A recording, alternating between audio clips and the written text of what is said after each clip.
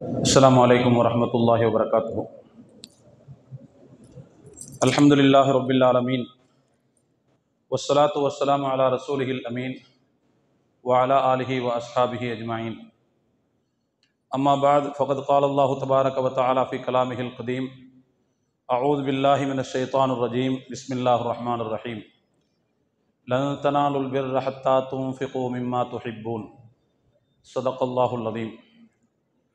கண்ணியத்திற்குரிய பெரியோர்களே, சகோதரர்களே, அருமையான இளைஞர்களே, தாய்மார்களே, சகோதரிகளே, எல்லாம் வல்ல அல்லாஹுவின் மகத்தான கருணையினால் இந்த ரமலான் மாதத்தினுடைய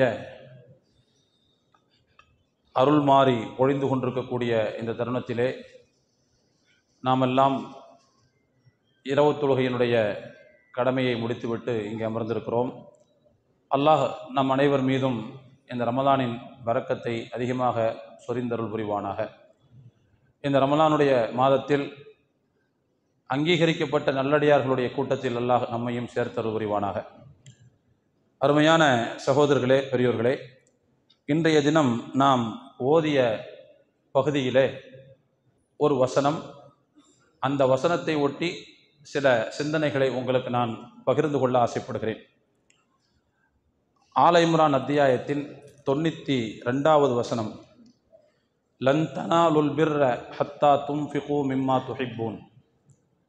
நீங்கள் எதை விரும்புகிறீர்களோ அதிலிருந்து தானம் செய்யாத வரை நீங்கள் நன்மையை அடைந்து கொள்ளவே முடியாது என்று அல்லாஹ் குறிப்பிடுகிறான். உங்களுக்கு விருப்பமானவற்றிலிருந்து பிறருக்கு தானமாக வழங்கினால் நீங்கள் நன்மையை பெறுவீர்கள் என்று அல்லாஹ் குறிப்பிடுகிறான். அருமையான தோழர்களே, இந்த வசனம் இறங்கிய நேரத்தில் இந்த வசனத்தினுடைய தாக்கம் அந்த சஹாபாக்களிடத்தில் எப்படி இருந்தது என்பதை நாம் கவனிக்க வேண்டும். அதற்கு முன்பு அடிப்படையான ஒரு விஷயத்தை நான் உங்களுக்கு நினைவுபடுத்த ஆசைப்படுகிறேன். நீங்கள் நன்மையை அடைய முடியாது என்று இந்த வசனம் சொல்கிறதே, இந்த நன்மைங்கிற சொல்லுக்கு இந்த வசனத்தில் இடம்பெறக்கூடிய அரபி சொல் என்பது அல் பிர். பிர் என்ற சொல்லுக்கு நன்மை என்று நாம் பொருள் செய்கிறோம். ஆனால் பொதுவாக இந்த பிர் என்கின்ற சொல் அதனுடைய அகராதி பொருளை நாம் சற்று விரிவாக எடுத்து பார்த்தால் அதில் விசாலம், விரிவு, பரந்த விஷயம் அப்படிங்கிற மாதிரியான ஒரு பொருள் அதற்குள்ளே இருக்கிறது. அல்லாஹு தாலா இந்த தரையை பற்றி சுட்டி காட்டும் போது குர்ஆனிலே சொல்கிறான், ஹுவல்லதி யுஸய்யிருக்கும் ஃபில் பர்ரி வல் பஹர். அவன்தான் உங்களை கடலிலும் திடலிலும் பயணிக்க வைக்கிறான் என்று சொல்வான். கடல் என்பது நீர் சார்ந்த பகுதி, தரை சார்ந்த மொத்த பகுதியை அல்லாஹ் பர் என்கின்ற வார்த்தையில் குறிப்பிடுகிறான். நாம் சொல்லக்கூடிய அதே பிர்ருங்கிற அந்த சொல்லினுடைய அந்த சொல் இதிலையும் இருக்கிறது. என்னென்னா, ஒரு ஃபத்ஹா கஸ்ரா தான் வித்தியாசம், அங்கே ஜபர் ஜேர் தான் வித்தியாசம். ஆனால் அதே வார்த்தை அமைப்பு இங்கே இருப்பதை பார்க்கலாம். பறந்து விரிந்த அந்த தரைப்பகுதியை குறிப்பதற்கு பர் என்கின்ற சொல்லை அல்லாஹ் பயன்படுத்துகிறான். எனவே விரிவு, விசாலம், பரந்துபட்ட தன்மை உடையது அப்படிங்கிற பொருளை இந்த பிர்ருங்கிற அந்த சொல் தனக்குள்ளே வைத்திருக்கிறது. நன்மை என்கின்ற அர்த்தத்தில் அது புழங்கப்பட்டாலும் இந்த விசாலம் அப்படிங்கிற அந்த பொருள் அதற்குள்ளே துக்கி நிற்கிறது. அப்படின்னா எப்படி நன்மையில் விசாலம்ங்கிற அர்த்தம் வருது அப்படின்னா, ஒன்றும் இல்லை, நாம் செய்யக்கூடிய ஒரு நன்மை என்பது அது பரவலான தாக்கங்களை ஏற்படுத்தும். பல பேருக்கு பல்வேறு விதமான தாக்கங்களை ஏற்படுத்தும், நன்மைகளை ஏற்படுத்தும். எனவே நம்முடைய நன்மைகள் பல பேருடைய வாழ்க்கையில் ஒரு பெரிய வீச்சையும் வீரியத்தையும் ஏற்படுத்தலாம். அப்படிங்கிற அடிப்படையில் அந்த பிர்ருங்கிற சொல்லுக்குள்ள விரிவு அப்படிங்கிற ஒரு அர்த்தமும் சேர்ந்திருப்பதை நாம் பார்க்கலாம்.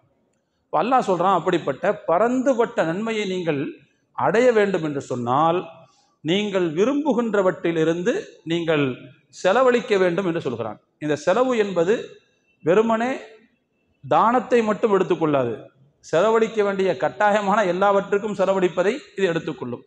குடும்பத்திற்கு செய்யக்கூடிய செலவு, பணியாளர்களுக்கு செய்யக்கூடிய செலவு, இப்படி கடமையான உபரியான எல்லா செலவினங்களையும் இது எடுத்துக்கொள்ளும். எனவே நீங்கள் தாராளமாக நீங்கள் விரும்பக்கூடியவற்றிலிருந்து செலவு செய்யாத வரை நீங்கள் நன்மையை அடைய முடியாது என்று இந்த வசனம் நமக்கு சுட்டி காட்டுகிறது. அருமையான தோழர்களை, நான் ஆரம்பத்தில் உங்களுக்கு சொன்னேன், இந்த வசனம் இறங்கிய நேரத்தில் இது எப்படிப்பட்ட தாக்கத்தை மக்களிடத்தில் ஏற்படுத்தியது என்பதற்கு ஒரு வரலாற்று குறிப்பை ஹதீஸ் நூல்களிலே பார்க்கிறோம். அபு அய்யூப் அல் அன்சாரி என்று சொல்லக்கூடிய ஒரு சஹாபி இருந்தார். இந்த வசனம் இறங்குகிறது, உங்களுக்கு விருப்பமானவற்றிலிருந்து நீங்கள் பிறருக்கு தானம் வழங்காத வரை நீங்கள் நன்மையை அடைய முடியாதுன்னு அல்லாஹ் சொல்லிட்டான். இப்போ நம்மிடத்தில் இருக்கக்கூடிய சொத்துக்களிலேயே நமக்கு மிகவும் விருப்பமான சொத்து என்பது அவர் நினைக்கிறார். அபு அய்யூப் அல் அன்சாரி ரலியல்லாஹு அன்ஹு அவர்கள் நினைக்கிறார்கள், நம்மிடத்தில் இருக்கக்கூடிய சொத்துக்களிலேயே மிக விருப்பமான ஒரு சொத்து என்பது பைருஹா என்கின்ற அந்த தோட்டம்னா ஒரு சின்ன இது நினச்சிக்க வேணாம், ஒரு பண்ணைன்னு வச்சுக்கோங்க. அதுதான் நம்மகிட்ட இருக்கக்கூடிய செல்வத்திலேயே நமக்கு விருப்பமான செல்வம். எனவே அதை நாம் தானம் அளித்து விடலாம் என்று முடிவெடுக்கிறார்கள். அந்த தோட்டம் எப்படிப்பட்ட தோட்டம், அந்த பண்ணை எப்படிப்பட்ட பண்ணைன்னு சொன்னால், அவருக்கு அது விருப்பமான சொத்து. ஆனால் பெருமானார் ஸல்லல்லாஹு அலைஹி வஸல்லம் அவர்களும் அங்கே அடிக்கடி போவார்கள். அங்கே போய் அங்கே இருக்கக்கூடிய தண்ணீரை அருந்திட்டு வருவாங்க. இந்த ரிலாக்ஸ் ஆகிறதுக்காக போகிறதுன்னு ஒன்று இருக்குது பார்த்தீங்களா. பெருமானார் ஸல்லல்லாஹு அலைஹி வஸல்லம் அவர்கள் அடிக்கடி அங்கே போயிட்டு அங்கே உள்ள தண்ணியை குடிச்சிட்டு வருவாங்க. இப்போ அந்த அளவுக்கு தித்திப்பான மதுரமான தண்ணீர் அங்கே இருக்கும். நல்ல ஒரு பண்ணை, நல்ல ஒரு தோட்டம் அது. அப்போ அந்த தோட்டம் தான் தன்னுடைய சொத்துக்களிலேயே மரியாதை மிகுந்த சொத்து, விலை மதிப்பற்ற சொத்து என்று அபு அய்யூப் அல் அன்சாரி அபு அய்யூப் அல்ல, கொஞ்சம் திருத்திக்கணும், அபு தல்ஹாங்கிற சஹாபி, அதுதான் தன்னுடைய மிகப்பெரிய சொத்துன்னு அவர் நினச்சி நேராக ரசூலுல்லாஹி ஸல்லல்லாஹு அலைஹி வஸல்லம் அவங்கள்ட்ட வர்றார். நபி ஸல்லல்லாஹு அலைஹி வஸல்லம் அவங்கள்ட்ட சொல்கிறாங்க, அல்லாஹ்வின் தூதரே, உங்களுக்கு தெரியும், என்னுடைய செல்வத்திலேயே எனக்கு மிகவும் விருப்பமான செல்வம் என்பது இந்த பைருஹாங்கிற தோட்டம் தான். அது எங்கே இருந்துச்சுன்னு சொன்னால், மஸ்ஜித் நபவிக்கு எதிரிலேயே இருந்துச்சு. மஸ்ஜித் நபவிக்கு எதிர்பக்கமே இருந்துச்சு. அதனால தான் ரசூலுல்லாஹ் அடிக்கடி அங்கே போயிட்டு வர்றதுக்கு வாய்ப்பும் இருந்துச்சு. அப்போ எனவே நான் அந்த தோட்டத்தை உங்களுடைய பொறுப்பில் ஒப்படைத்து விடுகிறேன், உங்களுடைய கையில் ஒப்படைத்து விடுகிறேன், தானமாக வழங்கி விடுகிறேன். நீங்கள் அதை விரும்பக்கூடிய வகையில் அதை செலவழித்துக் கொள்ளுங்கள். நீங்கள் எதுக்கு அதை செலவு பண்ணணும்னு நினைக்கிறீங்களோ அந்த இனத்தில் அதை நீங்கள் செலவு செய்து கொள்ளுங்கள், நான் அதை தானமாக வழங்கி விடுகிறேன் என்று அந்த சஹாபி அபூ தல்ஹா ரலியல்லாஹு அன்ஹு அவர்கள் சொல்கிறார்கள். பெருமானார் ஸல்லல்லாஹு அலைஹி வஸல்லம் அவர்கள் அதை கேட்டுக்கிட்டு இப்படி சொல்கிறாங்க, பஹ் தாலிக மாலுன் ராபிஹுன், தாலிக மாலுன் ராபிஹுன். அந்த தோட்டத்தை நீங்கள் அல்லாஹ்வின் பாதையில் தானம் செய்வதாக நீங்கள் சொல்கிறீர்களே, உண்மையில் லாபம் மிக்க செல்வம் அது என்று சொன்னார்கள். லாபம் மிக்க செல்வம் அது. லாபமிக்க செல்வம் எதை குறிப்பிட்டு காட்டுகிறார்கள்? கண்டிப்பாக இதன் மூலமாக கிடைக்கக்கூடிய நன்மையை அவர்கள் சுட்டி காட்டுகிறார்கள். எனவே இது நிறைய லாபம் தரக்கூடிய ஒரு சொத்து என்று சொல்லிவிட்டு ரசூலுல்லாஹி ஸல்லல்லாஹு அலைஹி வஸல்லம் அவர்கள் தொடர்ந்து அந்த சஹாபிட்ட சொல்றாங்க, இதை நீங்க என்ன செய்யணும்னு சொல்லி என்கிட்ட சொல்றீங்களோ அதை நான் கேட்டுக்கிட்டேன். ஆனால் இருந்தாலும் இதை நீங்கள் உங்களுடைய உறவினர்களிடையே தானம் செய்வதை, பங்கிட்டு கொடுப்பதை நான் விரும்புகிறேன். இதை நீங்கள் யாருக்கோ கொடுக்க தேவையில்லை, உங்கள் குடும்பத்திலேயே தேவையுடையவங்க இருப்பாங்க, அந்த மாதிரியான ஆட்களை பார்த்து இதை நீங்கள் அவர்களுக்கு பிரித்து கொடுத்து விடுங்கள், பங்கு வைத்து கொடுத்து விடுங்கள், அது நல்லது அப்படின்னு சொல்கிறாங்க. அதே மாதிரி அபூ தல்ஹா ரலியல்லாஹு அன்ஹு அவர்கள் தங்களுடைய சொந்தக்காரர்களை பார்த்து, உறவினர்களை பார்த்து அதை பங்கிட்டு கொடுத்தார்கள் என்கின்ற செய்தியை சஹீஹ் முஸ்லிம் உள்ளிட்ட நூல்களில் நாம் பார்க்கிறோம். ஒரு ஆயத்து இறங்குகிறது, அந்த ஆயத்து உடனேயே சஹாபாக்களிடத்தில் தாக்கத்தை ஏற்படுத்துகிறது. எந்த அளவுக்கு தாக்கத்தை ஏற்படுத்துகிறதுன்னு சொன்னால், தங்களுக்கு மிகவும் விருப்பமான சொத்தாக இருக்கக்கூடிய அந்த பொருட்களை கூட அவர்கள் இழப்பதற்கு தயாராகிறார்கள். இது முதலாவது இந்த வசனத்திலிருந்து நாம் புரிந்து கொள்ள வேண்டிய மிக முக்கியமான செய்தி. இந்த வசனத்தினுடைய ஓட்டத்தில் நாம் இன்னொரு செய்தியும் புரிந்து கொள்ள வேண்டும். இதே மாதிரி இந்த ஆயத்தினால் தாக்கம் பெற்றவர்கள் சஹாபாக்கள் மட்டுமல்ல, அதற்கு பிந்தைய தலைமுறைகளையும் கூட இந்த ஆயத்தின் கருத்தால் ஈர்க்கப்பட்டவர்கள், தாக்கம் பெற்றவர்கள் தங்களுடைய மேலான சொத்துக்களை எல்லாம் மார்க்கத்திற்காக, பொதுமக்களுடைய நன்மைக்காக அவர்கள் கொடையளித்ததை நாம் வரலாற்றில் பார்க்கிறோம். அப்பாசியா ஹலீஃபாக்கள்ல ஒரு முக்கியமானவர் இருந்தார், ஹாரூன் ரஷீதுன்னு பேர் அவருக்கு. அப்பாசியா ஆட்சி காலத்துல பகதாதனுடைய அந்த பகதாதை தலைமையாக கொண்டு ஆண்ட ஆட்சியாளர்கள். அவங்க அந்த வரிசையில் ஹாரூன் ரஷீதுன்னு ஒருத்தர் வருவார். அவங்களுடைய மனைவி பெயர் சுபைதான்னு பேர். அவங்கள்ட்ட ஒரு விலை மதிக்க முடியாத ஒரு பொருள் ஒன்று இருந்தது. அது என்ன அப்படின்னா அவங்களுடைய குர்ஆன். அந்த குர்ஆனுடைய அட்டை இருக்குது பார்த்தீங்களா, அதனுடைய அட்டை உரை, அதை விலை மதிக்க முடியாத கற்களால் அதை அலங்காரம் பண்ணி வச்சிருந்திருப்பாங்க. குர்ஆனுக்கு மரியாதை கொடுக்கணுங்கிறதுக்காக அவங்க அந்த மாதிரி செஞ்சாங்க. அவர்களுக்கு மிகவும் விருப்பமான ஒரு பொருளாக, மிகவும் விருப்பமான ஒரு விலை மதிக்க முடியாத சொத்தாக அந்த குர்ஆனைத்தான் அவர்கள் நினைப்பார்கள். இப்படி ஒரு நாள் அந்த குர்ஆனை திறந்து ஓதிக்கிட்டு இருக்கும்போது இந்த வசனம் வருகிறது, லன் தனாலுல் பிர்ர ஹத்தா துன்ஃபிகு மிம்மா துஹிப்பூன், நீங்கள் விரும்புகின்ற சொத்திலிருந்து, செல்வத்திலிருந்து பிறருக்கு நீங்கள் தானம் வழங்காதவரை நன்மையை அடைய மாட்டீர்கள் அப்படிங்கிற இந்த வசனம் வருகிறது. ஒரு வசனம் மனதுக்குள்ளே தாக்கத்தை ஏற்படுத்துவது எந்த நேரத்தில் ஏற்படுத்தும்னு சொல்ல முடியாது. அதனால தான் குர்ஆனை அடிக்கடி ஓதணும்னு சொல்றது, பொருள் புரியணும்னு சொல்றது காரணமே அதுதான். எந்த நேரத்தில் தாக்கம் ஏற்படும் சொல்ல முடியாது. அந்த வசனத்தை இதற்கு முன்பு பல தடவை ஓதிருப்போம், ஆனால் ஏதோ ஒரு நேரத்தில் என்ன செய்யும், அந்த வசனம் ஒரு தாக்கத்தை உள்ளத்துக்குள்ளே ஏற்படுத்தும். அப்படி அந்த அம்மா ஓதிக்கிட்டு இருக்கும்போது ஒரு தடவை அவர்களுடைய உள்ளத்தில் அது மிகுந்த தாக்கத்தை ஏற்படுத்துகிறது. உடனே யோசிக்கிறாங்க, ஹலீஃபாவுடைய மனைவி வேற, எல்லாமே அவங்களுக்கு சொந்தம்தான், ஆனால் இருக்கிறதுலேயே மிகவும் விலை மதிக்க முடியாத ஒரு சொத்தாக அவர்கள் நினைத்தது அந்த குர்ஆனை. உடனே என்ன செஞ்சாங்கன்னு சொன்னால், அந்த குர்ஆனை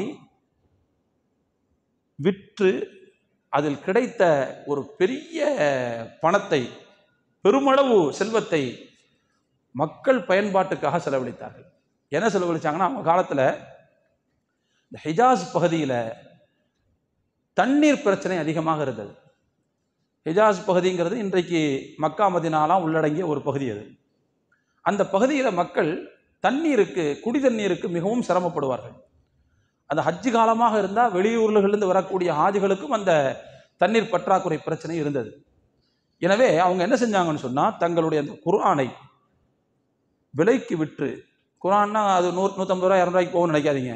அதனுடைய அட்டை ஏற்கனவே சொன்ன பார்த்தீங்களா, விலை மதிக்க முடியாத கற்கள் பதித்த அட்டையுடன் கூடிய அந்த குர்ஆன், அது பெரிய அளவு காசுக்கு போச்சு. அந்த செல்வத்தை அப்படியே அவங்க என்ன செஞ்சாங்கன்னு சொன்னால், ஹிஜாஸ் பகுதியில் தண்ணீர் பிரச்சனையை தீர்ப்பதற்கு அவர்கள் கிணறு வெட்டி, எந்த பகுதியில் தண்ணி இருக்குதோ அங்கிருந்து தண்ணி இல்லாத பகுதிக்கு கொண்டு போகிறதுக்கு வாய்க்கால் எல்லாம் வெட்டினார்கள். மலை ஓரமாக வாய்க்கால் எல்லாம் வெட்டினார்கள்.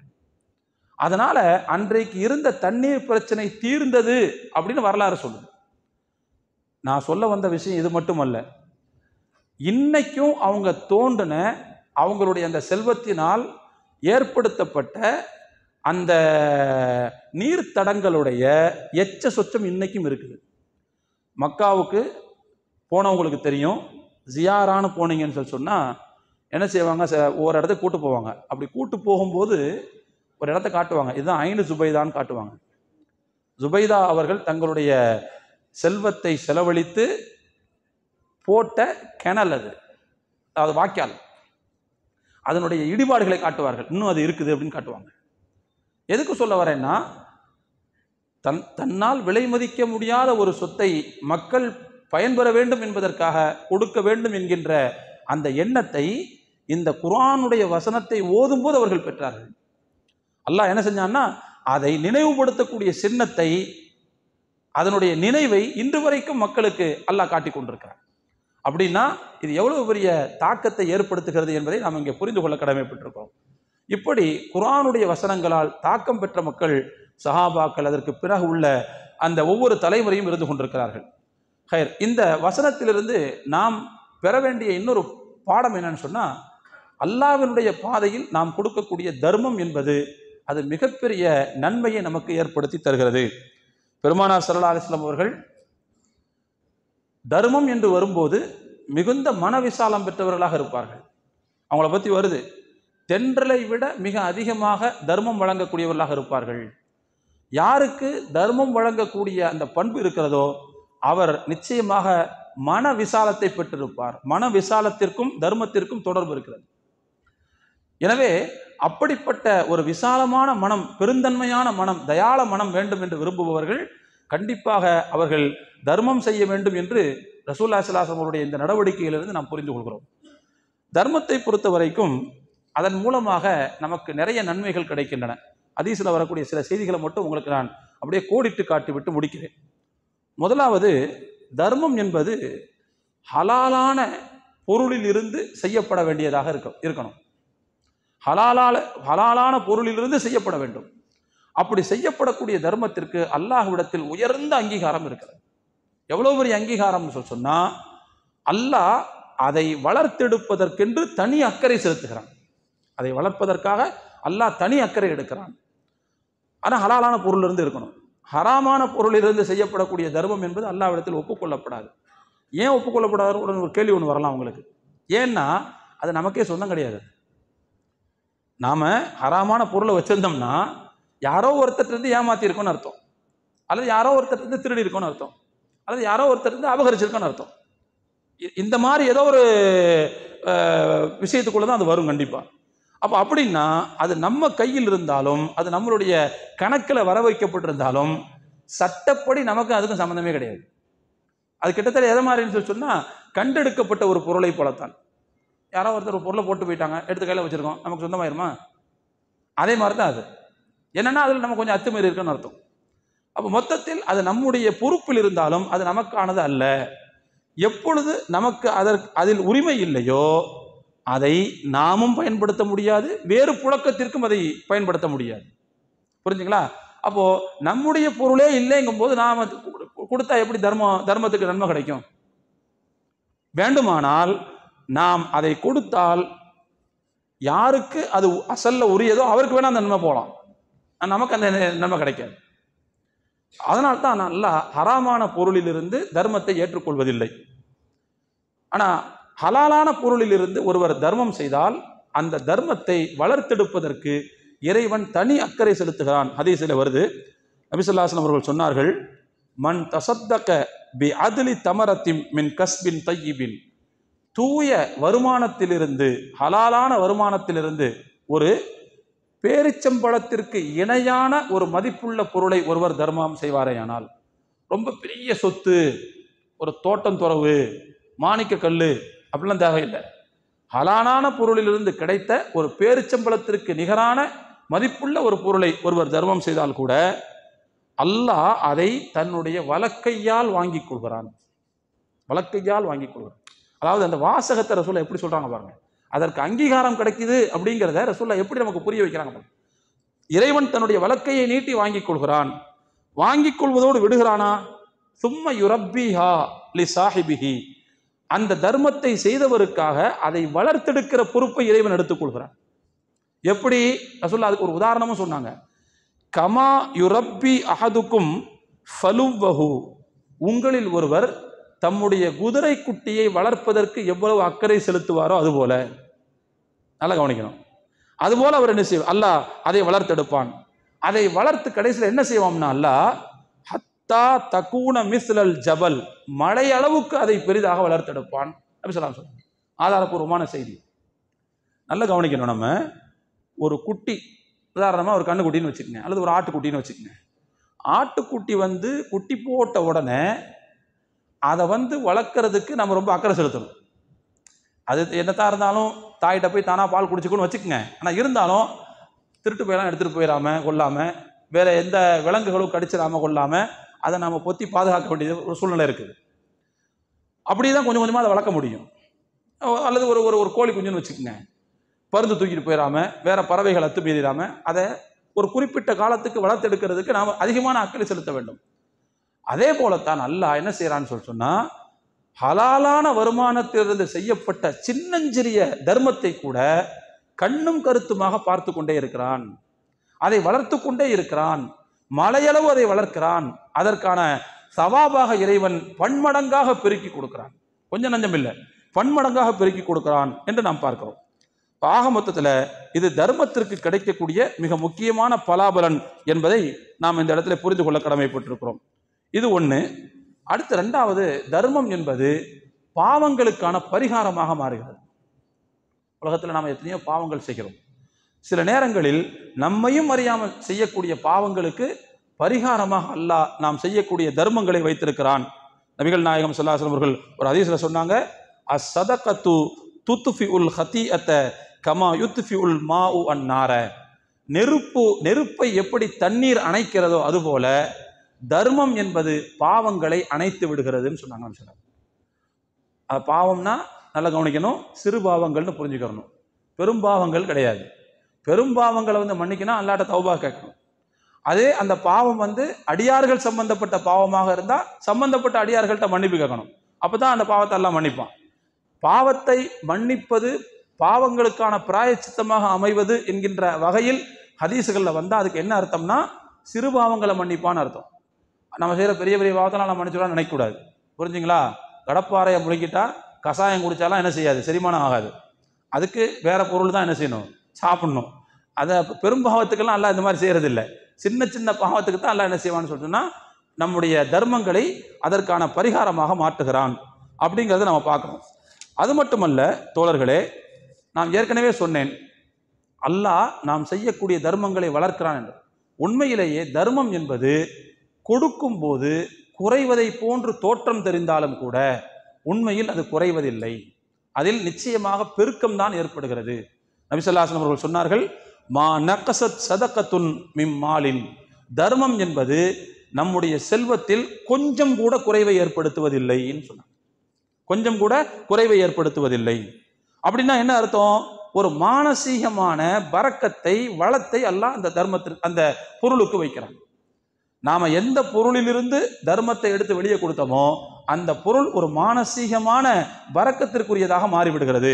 அப்படி மாறும்போது அதில் அல்லாஹ் மிகப்பெரிய வளர்ச்சியை ஏற்படுத்துகிறான்.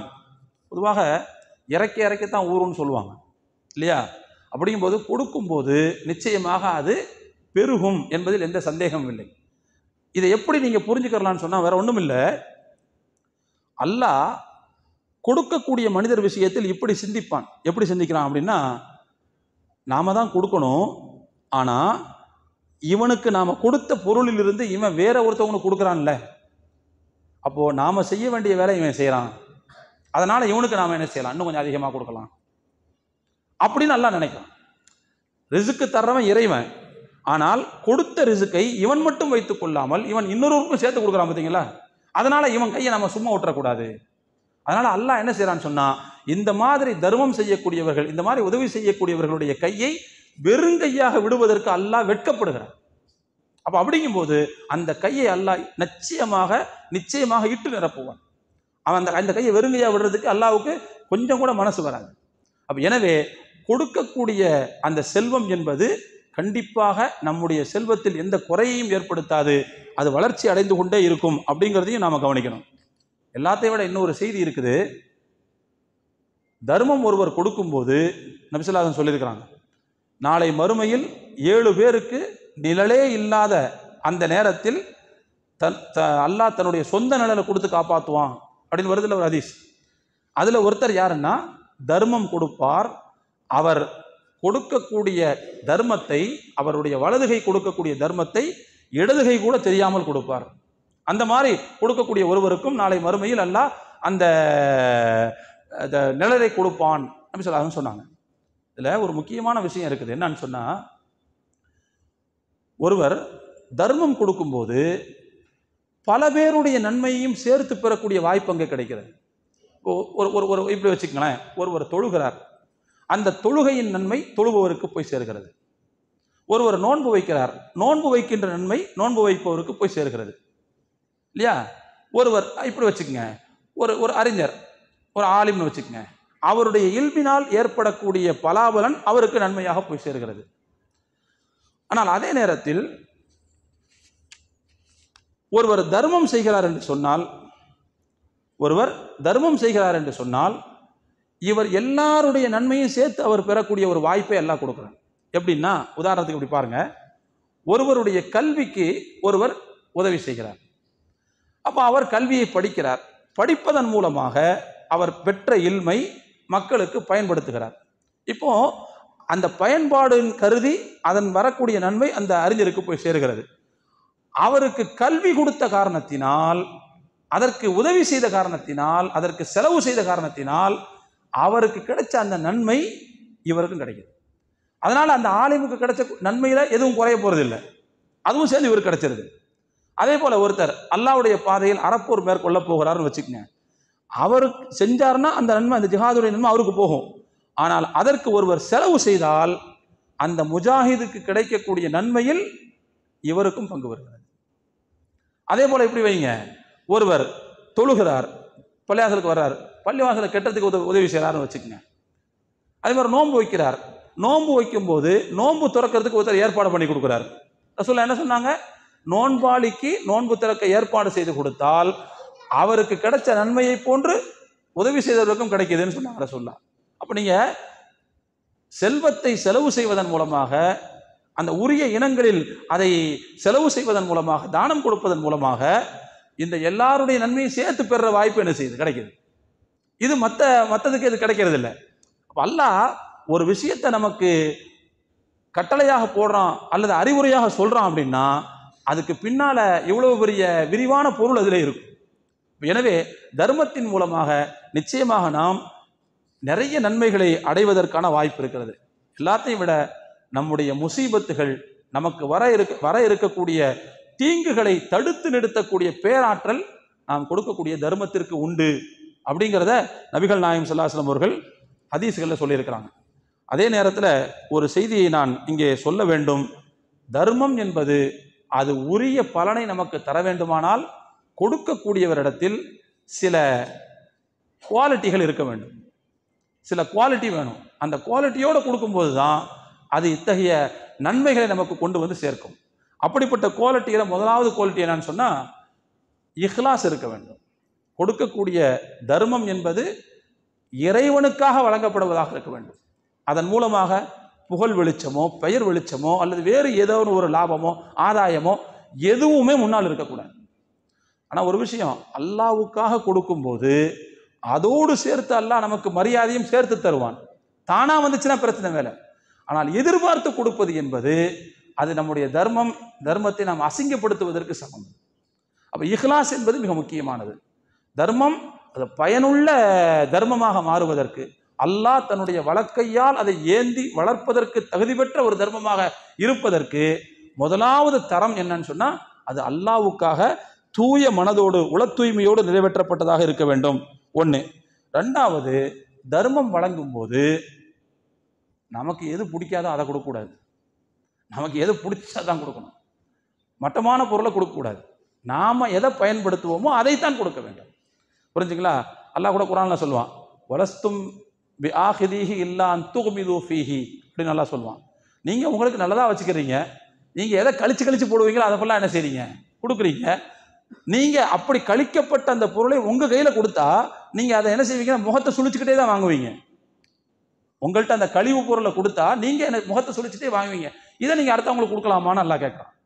அப்ப எனவே நாம் எதை பயன்படுத்துவோமோ அந்த அதாவது குறைந்த தரமல்லாத பொருட்களை கொடுக்க வேண்டும். அது ரொம்ப முக்கியமானது. இது ரெண்டாவது குவாலிட்டி. மூணாவது நாம் கொடுக்கக்கூடிய தர்மத்தை நாமே குறைத்து மதிப்பிடக்கூடாது. நாமே குறைச்சி என்னடா இது அப்படின்னு நினைக்கக்கூடாது. நாமே குறைத்து மதிப்பிடக்கூடாது. ஏன்னா நான் ஏற்கனவே சொல்லியிருக்கிறேன், அது அல்லாஹ் தன்னுடைய வழக்கையால் பெற்று கண்ணும் கருத்துமாக வளர்ப்பதற்குரிய ஒரு தர்மம் அது. அதை போய் நம்ம குறைச்சி மதிப்பிட்டோம்னு சொன்னா நாம அதற்கான மரியாதையை செலுத்தியவர்களாக இருக்க மாட்டோம். இது ஒரு முக்கியமான குவாலிட்டி. அடுத்து நாலாவது, அந்த கொடுத்த தர்மத்தை திரும்ப பெறக்கூடாது.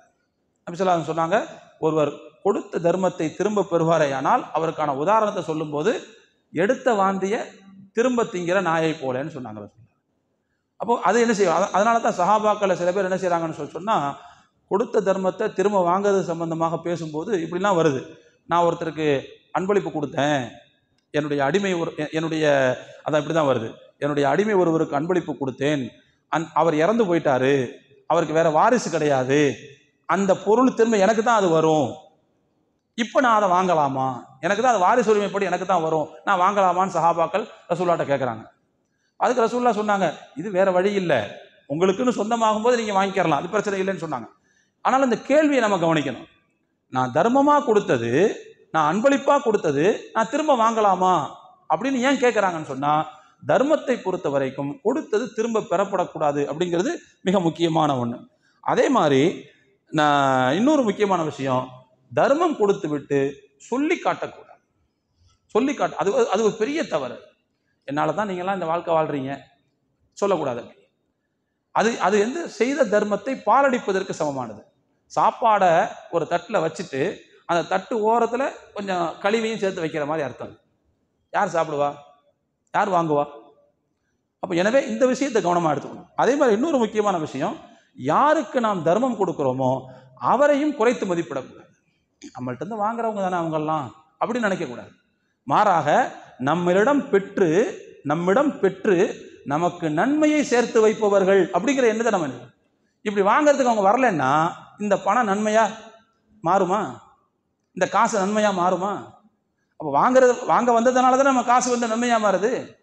அப்போ நம்முடைய காசு பணத்தை நன்மையாக மாற்றி தருபவர்கள் அப்படிங்கிற எண்ணம் இருக்கணும். ஏன்னா ரசூலுல்லாஹ் சொல்றாங்க, ஒரு காலம் வரும், அந்த காலத்துல வந்து நீங்க தர்மத்தை கொடுப்பதற்காக காசு பணங்களை எடுத்துக்கொண்டு செல்வீர்கள், ஆனால் வாங்குவதற்கு ஆள் இருக்க மாட்டார்கள் அப்படின்னு ரசூலுல்லாஹ் சொன்னாங்க. அப்போ அந்த மாதிரி ஒரு காலம் வரும் அப்படிங்கிறதையும் நம்ம கவனத்தில் எடுத்துக்கணும். எனவே நாம் யாருக்கு தர்மம் கொடுக்குறோமோ அவர்களையும் குறைத்து மதிப்பிடக்கூடாது. இன்னைக்குள்ள சூழ்நிலை எப்படி ஆகிப்போச்சுன்னு சொன்னால், தர்மம் செய்வதற்கான வாய்ப்புகளை நம்முடைய கால சுழற்சி என்பது குறைத்து கொண்டே வருகிறது. டெக்னாலஜி முன்னேற்றம் என்பது, அதே மாதிரி நாடு நகரங்கள் எல்லாம் விரிந்து கொண்டே செல்வது என்பது இந்த மாதிரியான அறச்செயல்களை குறைத்து கொண்டே வருகிறது. ஒரு காலம் இருந்துச்சுங்க, அப்போ வந்து நம்ம வீடுகளுக்கு வந்து கேட்டே போட மாட்டோம். யாருனாலும் வந்து கேட்கறதுக்கு வசதி இருந்துச்சு. அதுக்கப்புறம் கேட்டு போட்டோம், திண்ணையெல்லாம் கேட்டு போட்டு மூடிட்டோம். அப்போது வந்து வாங்குறவங்களுடைய எண்ணிக்கை குறைஞ்சிச்சு. அதுக்கு பிறகு நாம் என்ன செஞ்சோம், கேட்டட் சமூகமாக மாறணும். அதாவது கேட்டட் சமூகம், உள்ளுக்குள்ளே இருந்துக்குவோம், வெளியில் வாட்ச்மேனை போட்டு யார் வந்தாலும் உள்ள விடாதுன்னு சொல்லிட்டு உட்காந்துருப்போம். இதனால் தர்மம் வாங்கக்கூடிய அந்த கொடுக்கக்கூடிய பழக்கம் இன்னும் கொஞ்சம் குறைஞ்சி. அதுக்கு பிறகு அப்பார்ட்மெண்ட் சிஸ்டத்துக்கு வந்தோம். நமக்கே ஒரு பொருள் வேணும்னா மேலேருந்து கீழே என்ன செய்யணும், கூடையை விட்டு தான் வாங்க முடியும். அவன் வாங்குற தர்மம் உள்ள ஆளுங்கிறது என்ன செய்ய மாட்டார், கூடையை விட முடியாது அவர் அங்கேருந்து. அப்போ அது என்ன செஞ்சு நம்முடைய தர்மத்தினுடைய சிந்தனையை கொஞ்சம் கொஞ்சமாக குறைச்சிக்கிட்டே வந்துச்சு. இப்போ எல்லாம் இன்னும் கொஞ்சம் அதிகமாக போய் கேஷ்லெஸ் எக்கானமியில் ஓடிக்கிட்டு இருக்கு வண்டி.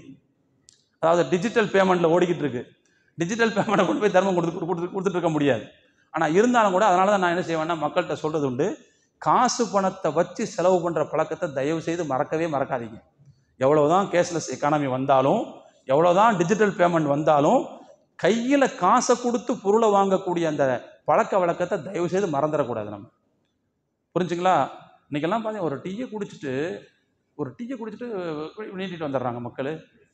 ஒரு டீ இல்லை, செருப்பை தைச்சிட்டு இப்படி நீட்டிட்டு வந்துடுறாங்க. செருப்பை தைச்சிட்டு அவர்கிட்ட இப்படி நீட்டிட்டு வந்துடுறாங்க. ஒரு கூறு காய்கறியை வாங்கிட்டு இப்படி நீட்டிட்டு வந்துடுறாங்க. இதுக்கெல்லாம் இப்படி பழகவே கூடாதுங்கிறேன் நான். இது பெரிய தப்பு. இது பெரிய தப்பு. ஒரு 20-25 வருஷத்துக்கு முன்னாடி நல்ல ஞாபகம் இருக்கு, டிக்கெட் ரிசர்வேஷன் பண்ணுற அந்த இது இருக்கு பாருங்க, கிட்டத்தட்ட ஒரு நாள் 2 நாள் செயல்படலை. மிகப்பெரிய இடையூறுக்கு மக்கள் ஆளானார்கள். மேனுவலாக போட்டால் அந்த சிக்கல் வந்திருக்காது. என்னைக்கு வந்து மிஷின் மயமாக மாறுச்சோ அப்பொழுது மிகப்பெரிய இடையூறுகளை சமூகம் சந்திச்சது. இப்போ எல்லாம் அட்டை, எல்லாம் டிஜிட்டலு, எல்லாம் வந்து மின்மயம், எல்லாம் வந்து கணினிமயம் அப்படின்னு வரும்போது, ஒரு நாள் எதுவும் வேலை செய்யலன்னு வச்சுக்கோங்க, டொம்முன்னு ஏதோ ஒன்று வந்து உழுதுச்சு, எல்லாம் நாசமாக போச்சுன்னு வச்சுக்கோங்க, யார்கிட்ட போய் எதை கொடுத்து வாங்க முடியும்? அதனால தான் தயவு செய்து என்ன சொல்கிறேன்னா, காசு கொடுத்து பொருளை வாங்கி பழகக்கூடிய அந்த பழைய நடைமுறையை தயவு செய்து மறந்துடாதீங்க. அதை வச்சு இன்னும் சொல்ல போனால், காசு கொடுத்து வாங்கினா தான் பேரம் பேசணுங்கிற எண்ணமே வரும். நீங்கள் காடை கொடுத்தீங்கன்னா பேரம் பேசணுங்கிற எண்ணமே வராது. அவன் எவ்வளோ சொல்கிறானோ இன்னும் கூட வேணாலும் சேர்த்து எடுத்துக்கோன்னு சொல்லிடுவாங்க. காடை வச்சு வாங்குறதே அப்படி தான் அர்த்தம். எந்த பொருளுக்கு மேலே எக்ஸ்ட்ரா சார்ஜும் சேர்த்து போடுவான். அப்போ இன்னும் கொஞ்சம் சேர்த்து எடுத்துக்கோன்னு நம்மளே சொல்கிறோம். அந்த பழக்கத்தை மறக்கக்கூடாது. அந்த பழக்கம் என்ன எந்த அளவுக்கு நமக்கு பிரச்சனையை உண்டாக்கிருச்சுன்னு சொன்னால், தர்மம் செய்கிறதுலையும் மிகப்பெரிய பின்னடைவை ஏற்படுத்துகிறது. எனவே இந்த மாதிரியான பழக்க வழக்கங்களிலிருந்து நாம் விடுபட்டு இந்த தர்மம் செய்தல் அப்படிங்கிற அந்த பழக்கத்தை புதுப்பிக்க வேண்டிய தேவை இருக்குது. அல்லாஹு தஆலா இதற்கு மிகப்பெரிய நன்மைகளை நமக்கு தருகிறான். ஆரம்பத்தில் நான் சொன்ன மாதிரி, நீங்கள் நன்மையை அடைய வேண்டும் என்று சொன்னால் விரிவான தாக்கத்தை ஏற்படுத்தக்கூடிய நன்மைகளை நீங்கள் அடைய வேண்டும் என்று சொன்னால் நீங்கள் விரும்பக்கூடியதை மற்றவர்களுக்கு தானமாக வழங்கினால் ஒழிய முடியாது என்று அல்லாஹ் சொல்கிறானே, அந்த மாதிரியான பழக்கத்தை நாம் மறந்து விடாமல் காப்பாற்ற வேண்டும். எல்லாம் வல்ல இறைவன் அப்படிப்பட்ட விசாலமான தாராளமான பெருந்தன்மையான மனத்தை நம் அனைவர்களுக்கும் நசீபாக்க வேண்டும் என்று துஆ செய்தவனாக என்னுடைய உரையை நிறைவு செய்கிறேன். வாஹிரு தஅவானா அனில் ஹம்துலில்லாஹி ரப்பில் ஆலமீன். அஸ்ஸலாமு அலைக்கும் வரஹ்மத்துல்லாஹி வபரகாத்துஹு.